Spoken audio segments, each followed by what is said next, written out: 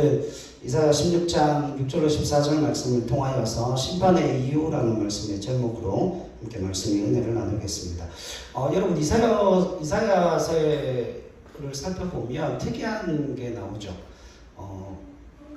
하나님의 말씀을 순종하고 하나님의 말씀을 따르지 않는 이스라엘도 뭘 받아요? 하나님의 심판을 받을 것이지만 누구도 심판을 받습니까?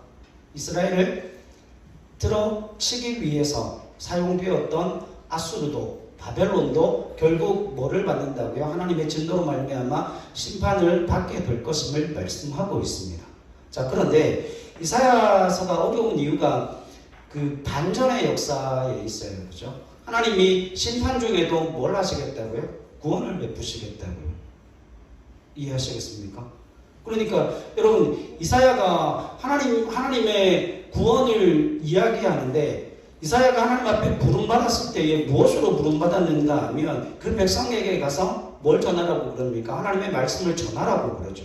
그런데 하나님의 말씀을 전하면 그 백성이 듣고 살아야 되는데 그 백성이 하나님의 말씀을 들어도 듣지 못하고 보아도 보지 못하고 그래서 그들의 눈이 막히고 귀가 막힘을 통하여서 그들의 마음문이 채로 막힘을 통하여서 하나님의 말씀이 선포되어지고 있음에도 불구하고 그들이 어디로 가는 거예요? 심판으로 가는 거예요. 그러함에도 불구하고 이사야의 뜻이 뭐라고요? 하나님이 구원하신다. 여러분 이사야가 심판의 메시지를 선포하고 있고 하나님의 말씀이 선포되어지고 있음에도 불구하고 그들이 그 말씀에 대한 순종으로 회개함으로 돌아오지 않을 것으로 말미암아 그들이 심판을 당하겠지만 그럼에도 불구하고 그들이 뭘 받을 것이라고요? 구원함을 받을 것이다 라고 이야기를 합니다. 이것 때문에 우리가 너무 많이 헷갈리는 거예요. 오늘 본문의 말씀에 보면 우리가 이사야서 13장부터 23장까지가 뭐에 관한 내용인가 하면 나라와 열방에 관한 심판의 메시지가 선포되어지고 있어요. 다시 말하면 이스라엘을 중심으로 하여서 그 주변 나라들에 대한 심판을 23장까지 선포하고 있고 그리고 그 뒤에 이어지는 말씀에서 이제 전 세계적인 심판에 대해서 선포하는 메시지가 나오는데 오늘 특별히 본문의 말씀이 우리에게 굉장히 중요한 이유가 있어요. 그게 뭔가 하면 하나님이 이스라엘 백성들을 심판하실 뿐만 아니라 이방을 심판하시는 분명한 이유와 기준이 나옵니다. 그런데 이 심판의 이유와 기준은 누구에게도 동일하게 적용됩니까? 우리에게도 동일하게 적용됩니다. 왜냐하면 여러분 하나님의 백성이라 할지라도 하나님의 그 순종에 하나님께서 말씀하시고 하나님께서 요구하시는 그 순종의 자리에 미치지 못하면 어떻게 될까요? 우리에게 고난이 와요. 우리 삶에 역경이 와요.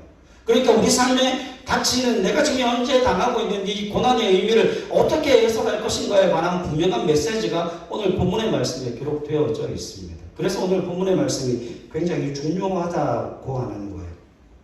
여러분 15장 1절 말씀을 보세요. 이사야 15장 1절입니다. 같이 읽죠. 시작. 모압에 관한 경고라. 하룻밤에 모압 알이 망하여 황폐할 것이며 하룻밤에 모압 길가 망하여 황폐할 것이라. 아멘. 여러분 지금 이 15장과 16장은 누구에 관한 이야기예요? 모압에 관한 경고의 말씀이에요. 그런데 그 모압이 어떻게 망한다고요? 하룻밤에.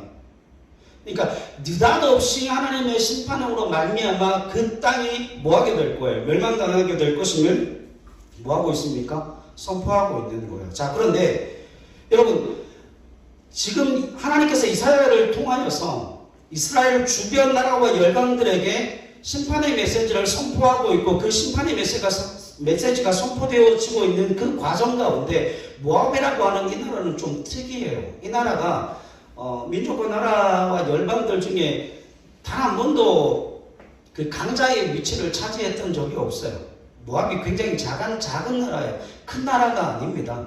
그럼에도 불구하고 그 심판의 메시지를 따로 선포하고 16장 1절부터 5절 말씀까지 보면 그 모압이라고 하는 나라가 그와 같은 재앙으로부터 어떻게 벗어날 수 있는가에 대하여서 하나님이 말씀하고 있습니다.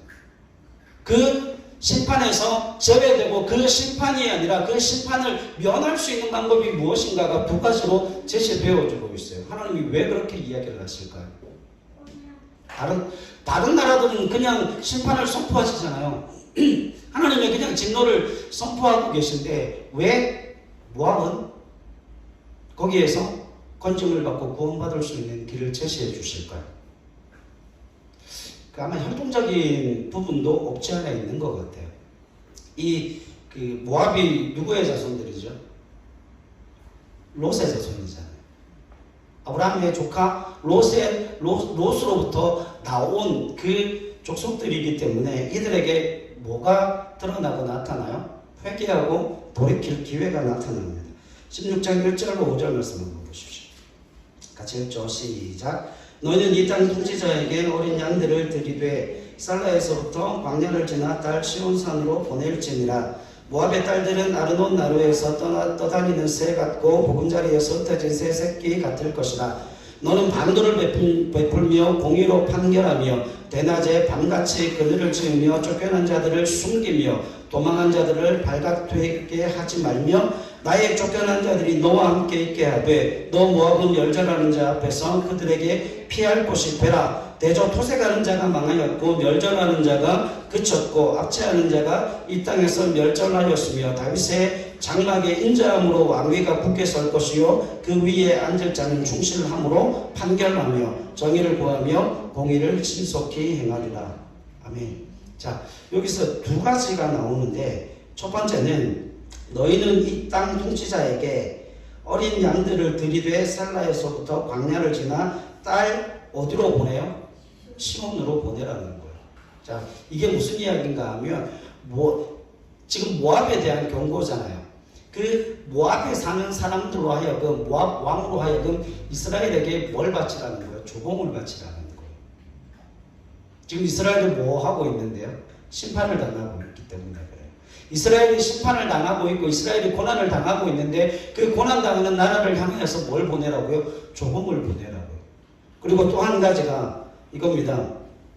3절 보세요. 너는 반도를 베풀며 공의로 판결하며 대낮에 밤같이 그늘을 지으며 쫓겨난 자들을 숨기며 도망한 자들을 발각되게 하지 말며 나의 쫓겨난 자들이 너와 함께 있게 하되 너 모압은 멸절하는 자 앞에서 그들에게 뭐 할 곳이 되라? 피할 곳이 되라.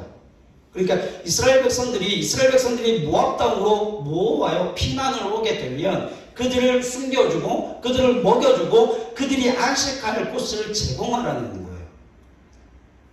여러분 그렇다면 보세요. 모압은 그 당시에 번성함을 누리고 있던 도시입니다. 번성함을 누리고 있던 도시인데 그 번성함을 누리고 있던 도시가 지금 뭐하는 나라에게 아수르에게 공격을 당하고 이제 짓밟히게 될 그 나라 백성들을 향하여서 뭘 하라는 거예요. 그 나라를 향하여서 조공을 바치고 그 나라의 백성들이 피난을 오게 되면 그 나라의 백성들을 끌어안아서 그들이 평안하고 안식하게 살아갈 수 있는 삶의 터전을 마련해 주라는 거예요. 여러분 그게 왜 그와 같은 요구를 하나님께서 하고 계시는가 하면 5절 보세요. 이 말씀 때문에 그래요. 다윗의 장막에 인자함으로 왕위가 굳게 설 것이요 그 위에 앉을 자는 충실함으로 판결하며 정의를 구하며 공의를 신속히 행하리라. 여러분 여기에 뭐가 나옵니까? 다윗의 장막이 나오죠. 다윗의 장막에 인자함으로 뭐가 굳게 서요? 왕위가 굳게 설 것을 이야기합니다. 자, 그러니까 이런 의미가 돼요. 지금 그 팔레스타인 지방이 아수르와 바벨론으로부터 점령을 당하게 되고 이방의 족속들에게 짓밟힘을 당하게 될 때에 이 예루살렘으로 정착되어지게 되는 이 이스라엘이라고 하는 그 나라는 누가 지키시는 나라가 될 거라는 거예요. 여호와 하나님이 지키시는 나라가 될 뿐만 아니라 그 다윗의 장막의 인자함으로 그 땅에 하나님의 왕위가 굳게 세워질 것임을 통하여서 그 나라가 무너지지 아니하고 그 나라가 세워짐을 통하여서 그 나라가 하나님에 의하여서 다스림을 받고 있다라고 하는 그 사실을 하나님이 보여주실 거라는 거예요. 그러면 여러분 모압으로 하여금 이스라엘에 조공을 바치고 유다에 조공을 바치고 거기에서부터 도망 나온 피난 나온 사람들을 평안과 안식함으로 그들을 지켜주라는 이야기는 무슨 이야기입니까? 하나님께서 유다를 회복시켜 주시고 다윗의 왕위를 그 땅 가운데 견고하게 세우실 때에 그 다윗의 왕권이 다시금 세워지는 모습을 통하여서 이 모압 백성들이 누구를 본다는 거야?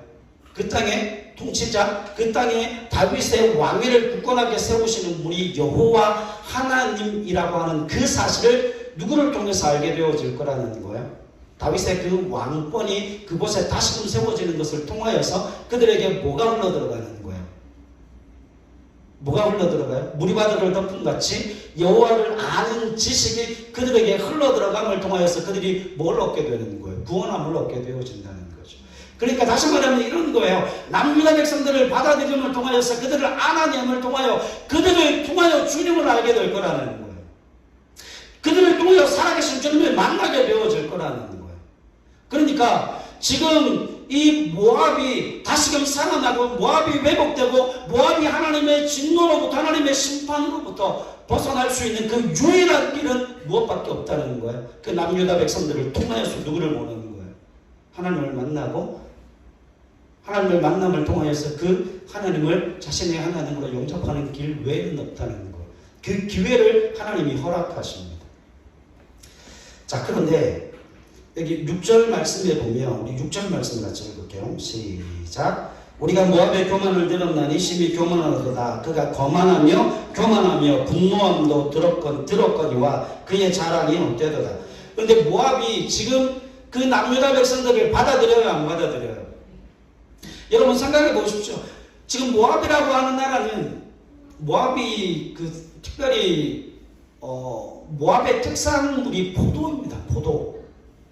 그러니까 포도가 정말 양질의 포도가 난다는 건 그 포도로 말미암아 포도의 소출로 나온 그것을 통하여서 포도주가 넘쳐나게 되고 그리고 그 포도의 수확기가 지나게 되면 그 포도를 바짝 말려서 건포도 떡을 만드는 거예요. 그런데 질이 상당합니다. 굉장히 좋습니다.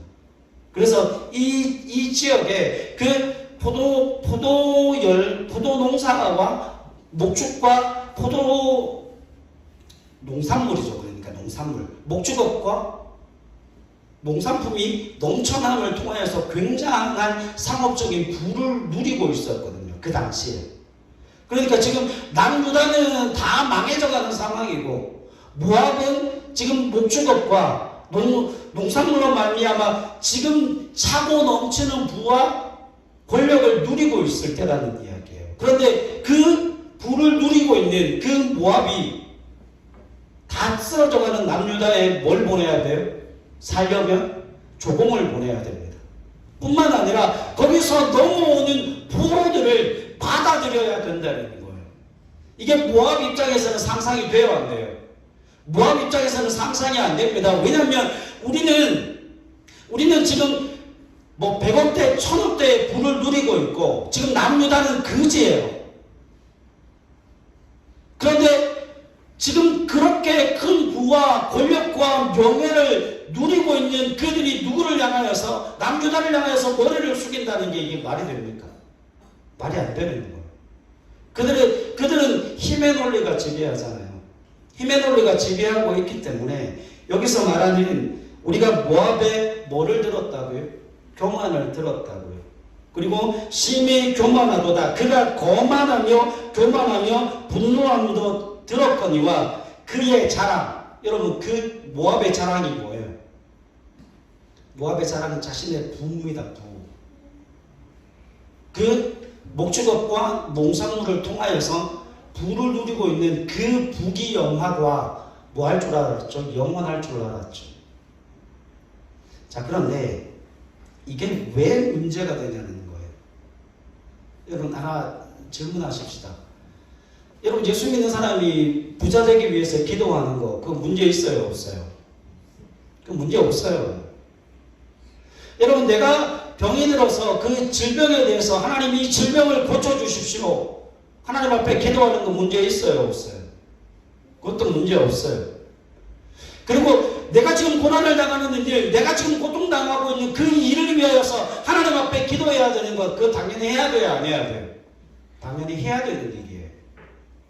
그런데 여러분 그게 뭐가 되어줄 수 있다는 거예요? 하나님의 심판을 유발하는 우리의 교만이 되어줄 수 있다는 거예요. 오늘 그 이야기를 좀 하려고 합니다. 여러분, 하나님께서 이 온 우주 만물을 창조하시고 누구를 만드셨어요? 저와 여러분들을 만드셨죠. 우리가 에베소서에서 살펴봤죠. 에베소서에서 살펴봤는데 그 에베소서에서 하나님께서 우리 누가복음 하면서 살펴본 거예요. 하나님께서 우리를 이 땅 가운데 창조하신 그 창조의 목적이 뭐였던가요? 하나님의 영광의 찬송이 되게 하시기 위해서 우리를 이 땅 가운데 창조하신 거죠. 그런데 그 하나님의 영광의 찬송이 되게 하시기 위해서 우리를 창조하셨는데 요한복음 16장 7절부터 14절까지 나오잖아요. 거기에 뭐가 나옵니까?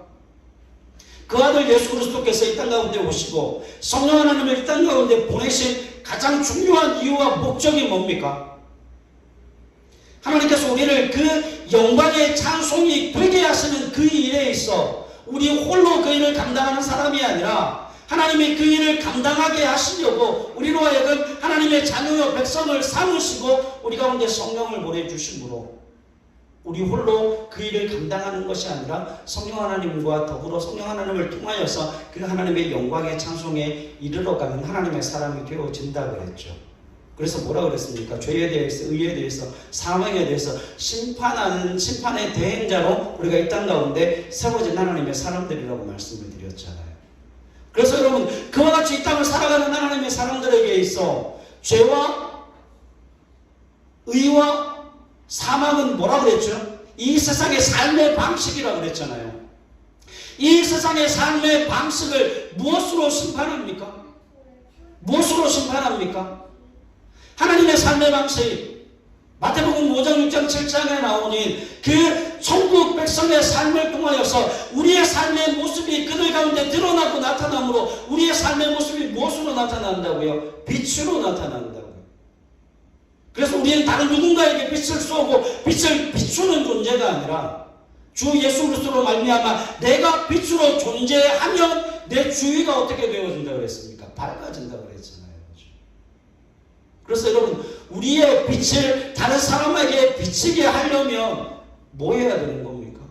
우리의 빛을 더 밝게 빛나도록 갈고 닦아야 하는 거죠. 그 일을 위하여서 하나님이 그 일을 위하여서 주님께서 우리에게 말씀하시죠. 구하라 그리하면 받으리니 너희 기쁨이 충만하리라 말씀하고 있지 않습니까? 자, 그러니까 여러분, 하나님께서 우리를 땅 가운데 창조하신 가장 중요한 이유와 목적은 우리의 질병이 낫고 우리가 부자가 되고 우리가 재정적인 그 모든 어려움에서부터 벗어나는 것, 질병에서부터 건짐을 받고 구원을 받는 것, 우리의 일상적인 삶의 문제에 대해서 그 고통과 고난에서 우리를 건져내시는 것이 하나님에게 있어 가장 첫째되는 하나님께서 우리에게 주신 사명이 아니라고 하는 거예요. 여러분, 모압은 왜 심판을 당할까요? 모압이 왜 심판을 당하고 열방은 왜 심판을 당할까요? 여러분, 그들이 교만하기 때문에 그래요. 하나님께서 이 나라와 민족과 열방, 저와 여러분들 뿐만 아니라 오고 오는 그 모든 세대들 가운데 교회와 하나님의 믿음의 백성들을 이 땅 가운데 믿음을 주어 세우셨을 때 하나님이 그들로 하여금 드러내고 나타내시고자 하시는 것은 그들의 부와 명예와 권력을 즐기라는 게 아니에요. 하나님의 영광을 찬송하게 하시기 위하여서 우리를 이 땅 가운데 지으시고 만드셨다라고 하는 거죠. 이해하십니까? 이해하셔요? 여러분, 그런데 모압은 왜 심판을 당하죠? 모압은 왜 심판을 당합니까?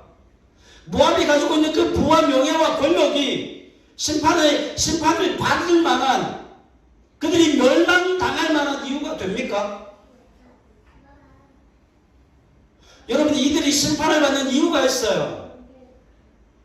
이들이 가지고 있는 그 부와 명예와 권력 때문에 이들이 심판을 받는 게 아니라, 여러분, 이들이 가지고 있는 그 부와 명예와 권력으로 말미암아 그들이 믿음과 신앙 안에서 한 발자국도 나아가지 못함을 통하여 하나님 앞에 뭘 받는 거예요? 심판을 받는 거예요. 이게 중요한 겁니다. 여러분 지금 우리 출애굽기 16장 한번 가봅시다. 출애굽기 16장 1절로 4절입니다. 우리가 잘 아는 말씀이죠. 만나에 관한 사건이에요. 16장 1절로 4절 같이 읽죠. 시작.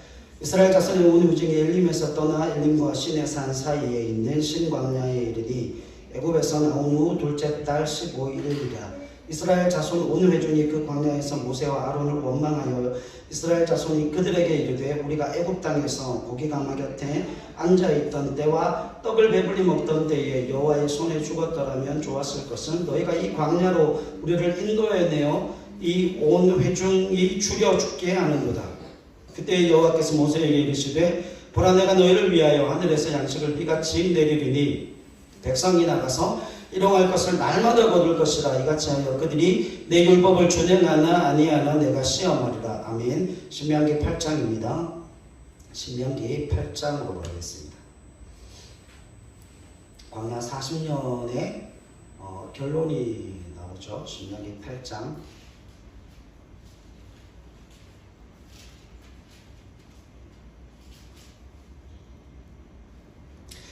1절로 6절입니다. 시작. 내가 오늘 명하는 모든 명령을 너희는 지켜야 하라. 그리하면 너희가 살고 번성하고 여호와께서 너희의 조상들에게 맹세하신 땅에 들어가서 그것을 차지하리라. 내 하나님 여호와께서 이 40년 동안에 내게 광야길을 걷게 하신 것을 기억하라. 이는 너를 낮추시며 너를 시험하사 내 마음이 어떠한지 그 명령을 지키는지 지키지 않는지 알려 하심이라. 너를 낮추시며 너를 줄이게 하시며 또 너도 알지 못하며 내 조상들도 알지 못하던 만나를 내게 먹이신 것은 사람이 떡으로만 사는 것이 아니요 여호와의 입에서 나오는 모든 말씀으로 사는 줄을 내가 알게 하려 하심이니라. 이 40년 동안에 내 의복이 에어지지 아니하였고 내 발이 부르트지 아니하였느니라. 너는 사람이 그 아들을 징계함 같이 내 하나님 여호와께서 너를 징계하시는 줄을 마음에 생각하고 내 하나님 여호와의 명령을 지켜 그의 길을 따라가며 그를 경외할지니라. 아멘. 자, 여러분 적으세요. 이게 중요하니까. 여러분 지금 이스라엘 백성들과 하나님 사이에 그 무슨 논쟁이 붙었는가 하면 이스라엘 백성들은 하나님 우리가 먹고 있고 마실 게 없어서 하나님의 말씀에 순종하지 못합니다라고 이야기를 하고 하나님은 뭐라고 말씀하십니까? 너희가 내 말에 순종하지 못하는 이유는 너희 마음의 악함 때문이라고 하는 거예요. 먹고 있고 마심이 문제가 아니라 그 먹고 있고 마심의 문제가 해결되어진다 할지라도 너희는 내 말에 순종하지 않는다. 왜? 너희의 마음의 그 완악함을 고쳐내지 않으면 너희는 내 말에 순종할 수 없다는 거죠. 그러니까 이스라엘 백성들이 아니라고 그래요. 이스라엘 백성들은 우리에게 있어 가장 중요한 문제인 먹고 있고 마시는 문제가 해결되어진다면 우리는 얼마든지 하나님 앞에 순종하고 헌신할 수 있다는 거죠. 그래서 40년 동안 하나님께서 이스라엘 백성들을 시험해보자라고 말씀하십니다. 그래서 신명기 8장에 지금 드러났듯이 신명기 8장 우리가 읽었던 1절로 6절 말씀 가운데 40년이 지나고 난 이후에 내린 결론이 뭐예요? 그들이 순종입니까? 불순종입니까? 불순종이죠. 왜 불순종이었어요? 왜 불순종이었어요? 먹고 있고 마심의 문제가 해결되어지지 않고 그들이 가지고 있는 그 광야에서 그들이 가지고 있었던 그 인생의 문제가 해결되어지지 아니함을 통하여서 순종하지 못한 겁니까? 아니죠. 그들이 광야에서 가지고 있었던 문제는 100% 해결되었습니다. 구름 기둥과 불 기둥으로 만나와 메추라기로 반석에서 강같이 흘러가는 그 생수를 통하여서 이스라엘 백성들이 먹고 있고 마시는 문제를 하나님이 공급하시고 하나님이 해결해 주셨어요. 뿐만 아니라 그들의 발이 그 척박한 광야를 지나면서도 부르뜨지 아니하였고 그들이 입었던 의복이 40년 동안 단 한 번도 헤어지지 아니하였다는 거죠. 그래서 그 40년의 결론이 너희는 그 하나님의 말씀에 불순종하였다. 너희는 그 하나님의 말씀에 순종하지 않았다. 그러나 이제 들어갈 그 가나안 땅에서는 하나님의 말씀에 순종하여 너희가 짓지 않은 집에서 살고 너희가 심지 않은 그 열매들을 따먹으며 사는 하나님의 백성이 되어라. 모세가 그렇게 권면하는 내용이 신명기 아닙니까? 자, 여러분, 그러면 생각해 보십시오. 하나님이 이스라엘 백성들에게 40년 동안 먹고 입고 마실 것을 하나님께서 아무런 조건 없이 해결해 주셨다면, 그렇죠? 그 40년 동안 먹고 입고 마시는 문제를 해결해 주셨고, 발이 부르트지 아니하고 신발이 헤어지지 아니하고 그들의 의복이 헤어지지 아니하였다라고 하는 것은, 하나님이 그 이스라엘 백성들에게 목적하신 바가 먹고 입고 마심에 있는 것이 아니라 뭐에 있어요? 뭐에 있는 거예요? 하나님의 말씀에 순종하는 것에 있다는 거예요. 그 하나님의 말씀에 순종하면 어떻게 되어지는데요? 여러분, 이게 중요한 거예요.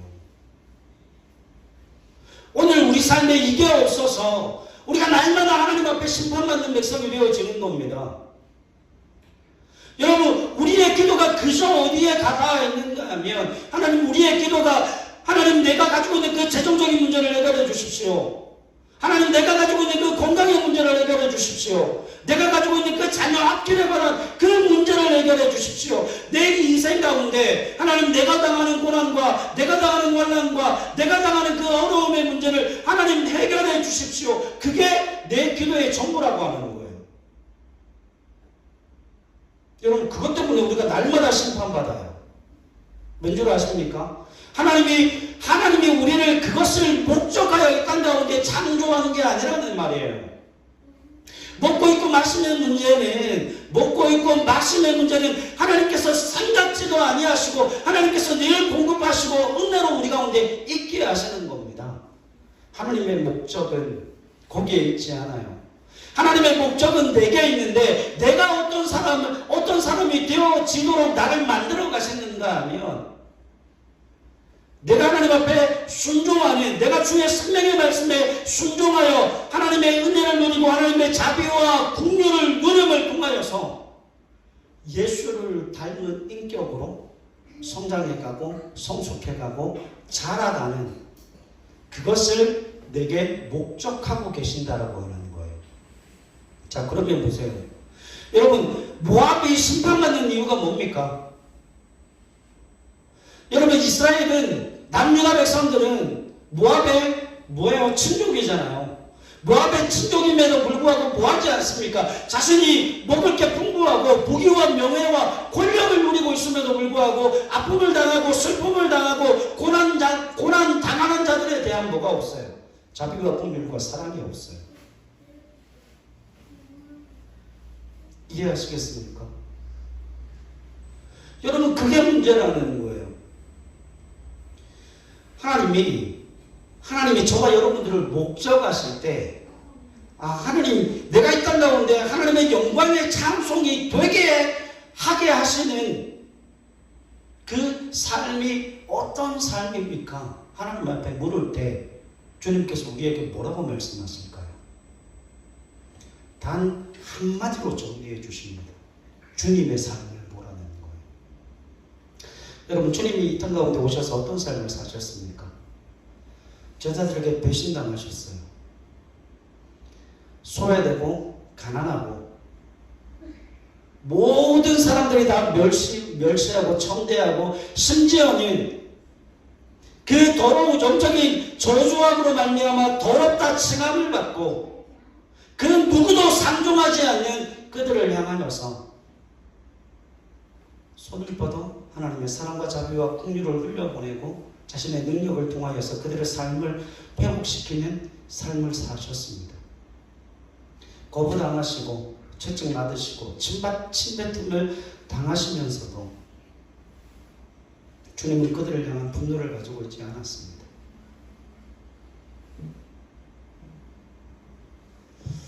갈라디아서 5장으로 한번 가보시죠. 갈라디아서 5장. 우리 잘 아는 말씀 보십시다. 22절 말씀이에요.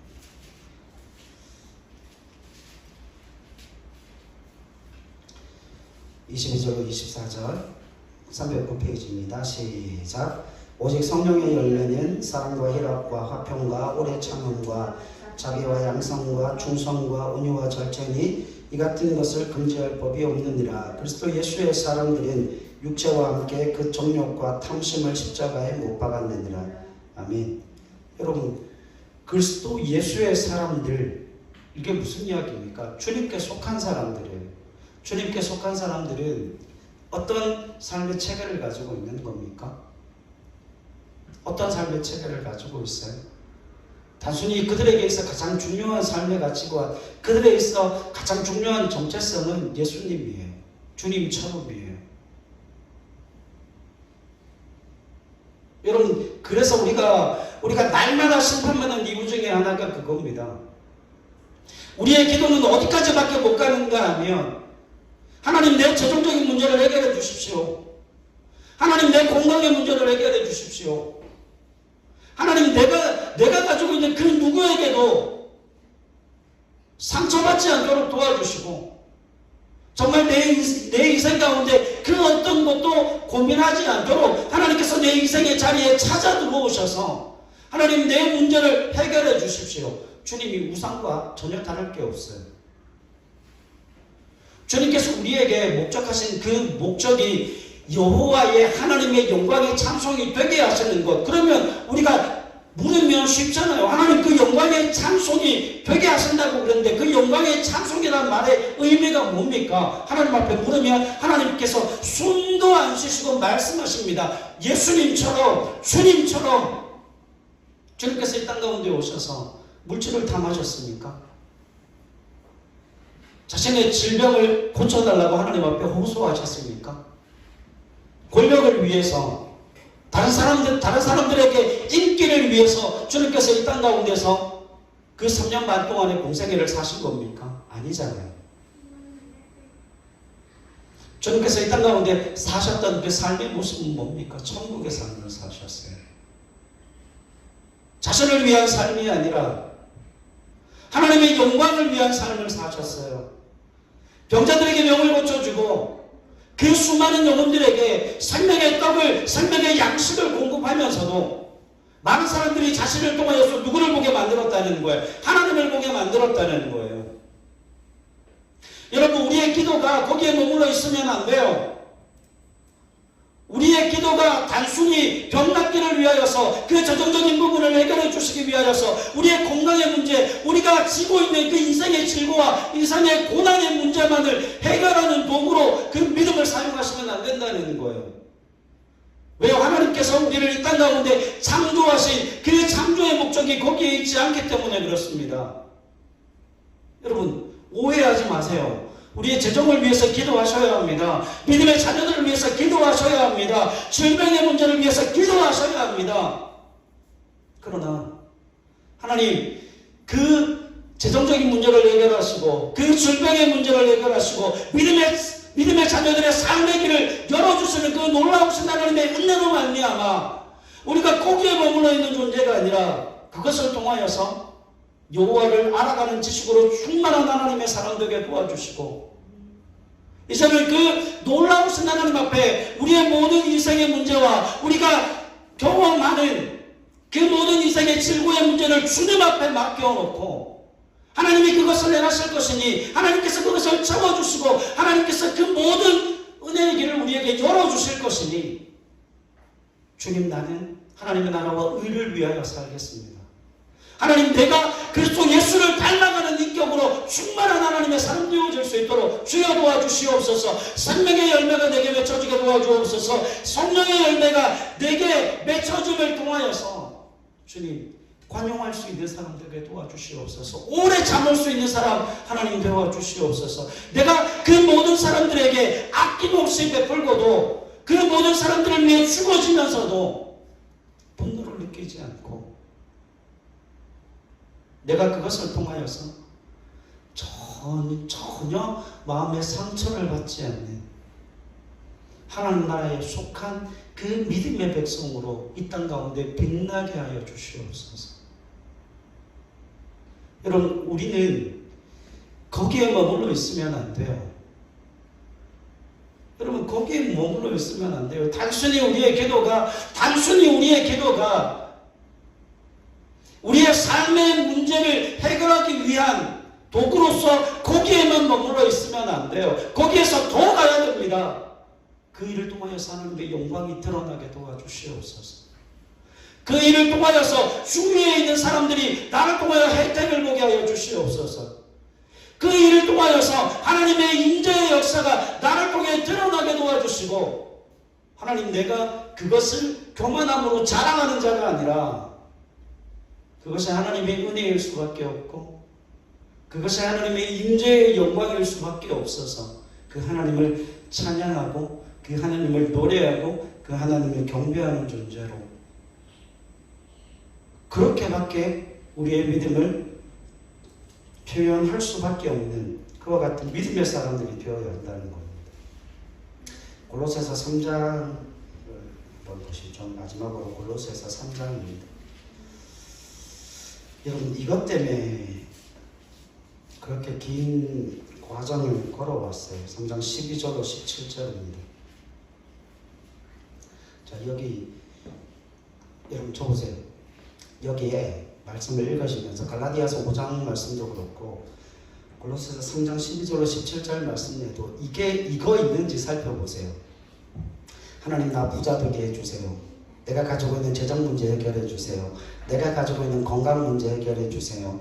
우리 믿음의 자녀들 그 인생의 앞길을 열어주세요. 내가 지금 당하고 있는 현재의 고난과 고통과 어려움이 해결받게 해주세요. 그와 같은 기도가 있는지 한번 보시면서 같이 한번 살펴보겠습니다. 3장 12절로 17절 같이 읽을게요. 시작. 그러므로 너희는 하나님이 택하사 거룩하고 사랑받는 자처럼 긍휼과 자비와 겸손과 온유와 오래 참음을 옷 입고, 누가 누구에게 불만이 있거든 서로 용납하여 피차 용서하되 주께서 너희를 용서하신 것 같이 너희도 그리하고 이 모든 것 위에 사랑을 더하라. 이는 온전하게 매는 띠니라. 그리스도의 평강이 너희 마음을 주장하게 하라. 너희는 평강을 위하여 한 몸으로 부르심을 받았나니 너희는 또한 감사하는 자가 되라. 그리스도의 말씀이 너희 속에 풍성히 거하여 모든 지혜로 피차 가르치며 권면하고 시와 찬송과 신령한 노래를 부르며 감사하는 마음으로 하나님을 찬양하고, 또 무엇을 하든지 말에나 일에나 다 주 예수의 이름으로 하고 그를 힘입어 하나님 아버지께 감사하라. 아멘. 자, 여기에 여러분, 우리가 가지고 있는 그 인생의 그 문제들을 통하여서 하나님 내 삶의 자리에 역사하여 주셔서 내가 당하고 있는 그 인생의 고난과 내가 바라고 소원하는 그 인생의 문제들을 해결해 주십시오라고 하는 말씀이 있어요, 없어요? 없습니다. 왜 없을까요? 왜 없겠습니까? 그걸 안 주시겠다는 게 아니라 우리가 지금 기도하는 재정의 문제, 기도하는 건강의 문제, 자녀들의 문제, 그리고 우리의 삶에 우리가 정말 힘들어하는 그 고난과 고통의 문제, 그 문제를 하나님 해결해 주십시오라고 우리가 기도하고 있지만, 그 문제들은 주님께서 추구하고 목적하신 바의 순위에도 끼지 못하는 작은 거예요. 아주 사소한 거라는 거예요. 누구에게만 크게 느껴진다고요? 나한테만 크게 느껴집니다. 왠 줄 아십니까? 왠 줄 아세요? 우리가 정체성을 잃어버려서 그래요. 여러분, 주님이 이 땅 가운데 오셔서 그 3년 반을 살아가시는 동안 인자는 머리에 둘 곳이 없어서 이곳저곳 돌아다닐 수밖에 없었습니다. 집이 없어서, 머리 둘 곳이 없어서요. 그런데 그 주님을 따라다니는 제자들에게 결핍이 있었어요? 없었어요? 결핍이 없었어요. 왜 주님은 그 제자들의 삶에, 제자들의 그 인생에 그들이 가지고 있는 그 결핍의 문제를 주님께서 왜 채워주셨을까요? 왜 채워주셨을까요? 여러분, 주님도 그들의 필요를 알고 계십니다. 그래서 여러분, 마태복음 6장에 보면 뭐라고 말씀하세요? 여호와께서, 하나님께서 이미 너희에게 뭐가 필요한지 알고 계신다. 그러므로 너희는 먼저 그의 나라와 그의 의를 구하라는 것 아닙니까? 그건 하나님이 주시는 거예요. 그건 하나님이 너희가 말하지 않아도, 너희가 기도하지 않아도, 너희가 그것 때문에 눈물을 흘리고 애쓰지 않아도 하나님께서 그건 너희에게 있어야 될 것을 이미 알고 알고 계시기 때문에 너희가 물질이 없어서, 너희가 건강이 없어서 너희의 삶에 그 부족한 게 채워지지 아니하면 너희가 고통스러워할 그 문제라는 그 사실을 이미 주님이 알고 계신다라고 하는 거예요. 그래서 그건 뭐 하시겠다는 거예요. 주시겠다는 거예요. 그런데 너희의 기도가 거기에 멈추면 안 된다는 겁니다. 어디까지 가라는 거예요? 주님이 그걸 채워줄 것이니까, 주님이 그걸 은혜로 능력으로 채워줄 것이니까 너희는 예수님처럼 오래 참는 자가 되고 너희 심령의 말씀으로 충만하게 채우고 사랑을 더하고 겸손과 온유와 오래 참음으로 옷 입으라는 거예요. 여러분 저 보세요. 우리가 지금 아이들 학교에 보내잖아요. 그렇죠? 아이들 학교에 보낼 때 등록금은 누가 냅니까? 부모가 내죠. 부모가 그 등록금을 내주면서 자녀들에게 요구하는 게 뭐예요? 너희들은 학교 가서 잘 배워라. 선생님이 말씀하시는 거 다 배워라. 열심히 배워서 좋은 사람 되고 훌륭한 사람 되고 다른 누군가를 가르치고 다른 누군가에게 너희가 가지고 있는 것을 마음껏 퍼줄 수 있는 그와 같은 사람이 되라는 것 아닙니까? 그럼 그런 사람이 되려면 뭐가 필요해요? 등록금은 기본적으로 필요한 것 아닙니까? 근데 그 등록금을 야 네가 학교 다니니까 네 등록금 네가 벌어. 그런 부모 있어요? 없어요? 그런 부모 없어요. 여러분 뭐 대학을 다녀도 대학원을 다녀도 형편이 되면 부모가 다 재정을 됩니다. 그리고 자녀들에게 요구하는 거 그 등록금 걱정하지 말고 그 학교 다닐 등록금은 아빠가 주고 엄마가 주고 부모가 줄 거니까 너희는 학교 가서 뭐 하라는 거예요? 학교 가서 배워야 될 것, 익혀야 될 것, 그거에 집중해서 공부하라는 것 아닙니까? 여러분 믿음과 신앙이 그런 거예요. 믿음과 신앙이 그런 거예요. 하나님이 이스라엘 백성들에게 40년 동안 먹고 있고 마실 것 제공해 주셨잖아요. 내가 너희에게 그 먹고 있고 마실 것 제공해 줄 거야. 그러니까 하나님의 말씀에 순종함을 통하여서 사랑을 배우고 그 마음 가운데 말씀을 심고 온유와 자비와 겸손함으로 옷 입고 그리스도 예수를 닮은 하나님의 사람으로 이 땅 가운데 천국의 삶을 살아내라는 거예요. 여러분 우리의 기도가 단순히 거기에 우리의 요구에 우리의 필요에 머물러 있으면 안 됩니다. 하나님이 우리를 하나님의 자녀의 백성 삼으신 것은 하나님의 영광의 찬송이 되게 하시기 위해서 우리를 이 땅 가운데 믿음의 자녀로 부르셨다는 거예요. 사랑하는 여러분, 우리가 믿음의 자녀라 할지라도 우리가 믿음의 자녀, 믿음의 백성이라 할지라도 우리가 그 하나님 나라의 정체성에 합당한 그 하나님의 사람으로 한 발짝도 나가지 못한다면 단순히 우리의 필요에 함몰되어서 거기에 주저앉아 있다면 거기에 앉아 머물러 있다면 하나님은 우리를 심판하실 겁니다. 우리를 때려서라도 어디로 인도해 가실 겁니까? 그 영광의 찬송이 되게 하는 그 자리로 우리를 이끌어 인도해 가실 겁니다. 그럼 매맞고 가지 맙시다. 하나님 은혜 가운데 가십시다. 하나님의 축복 가운데 가십시다. 그래서 여러분 예수 믿는 하나님의 사람들 그 모든 삶의 환경이 좋지 않다 할지라도 믿음으로 버티고 믿음으로 인내하면 하나님이 반드시 기적을 베푸실 수밖에 없어요. 그게 하나님의 약속이니까.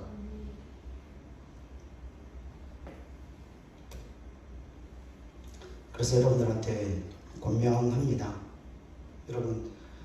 여러분들의 인생의 문제만을 놓고 거기에 주저앉지 마십시오. 더 가십시오.